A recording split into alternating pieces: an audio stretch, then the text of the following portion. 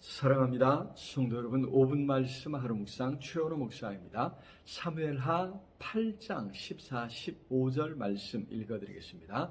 다윗이 에돔의 수비대를 두되 온 에돔의 수비대를 두니 에돔 사람이 다 다윗의 종이 되니라.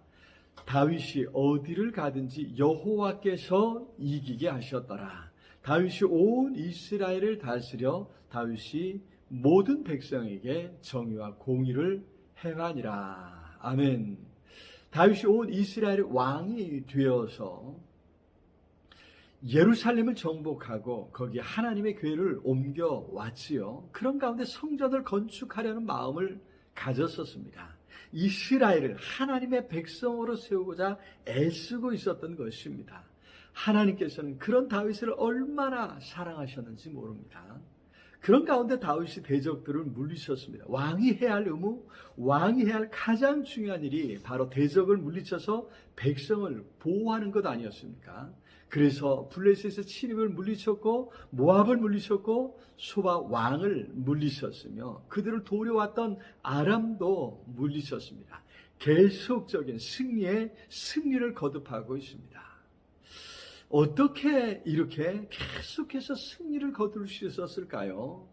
여기 14절에 다윗이 어디로 가든지 여호와께서 이기게 하셨더라라고 그 비결을 분명히 밝혀주고 있습니다.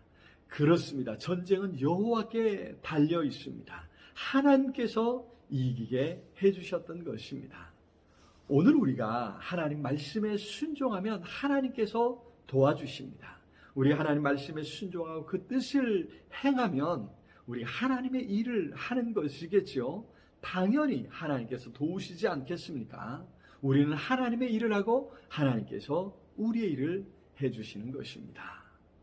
자, 다윗은 그렇게 하나님의 뜻을 행하려고 힘썼습니다. 15절에서 다윗이 모든 백성에게 정의와 공의를 행하니라. 그렇습니다. 다윗은 대적을 물리쳤을 뿐 아니라 하나님의 뜻에 따라 백성을 다스리려 애썼습니다. 이스라엘은 하나님의 백성 아니었습니까?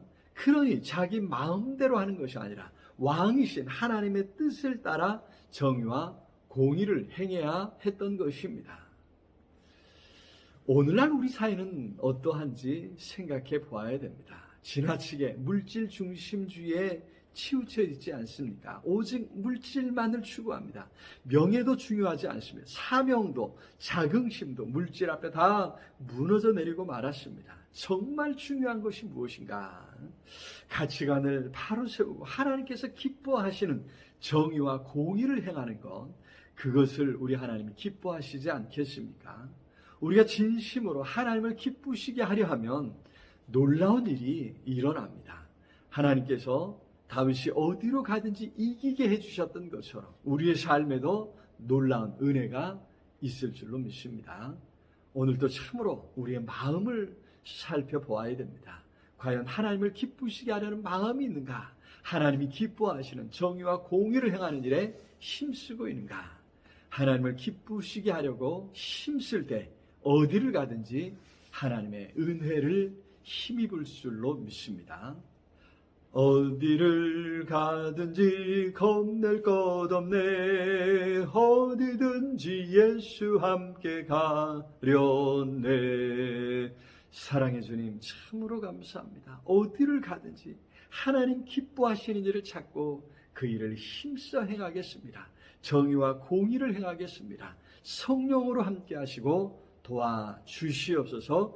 예수 그리스도 이름으로 기도드리옵나이다. 아멘. 오늘도 우리 주님 안에서 승리하시길 기도합니다. 사랑합니다.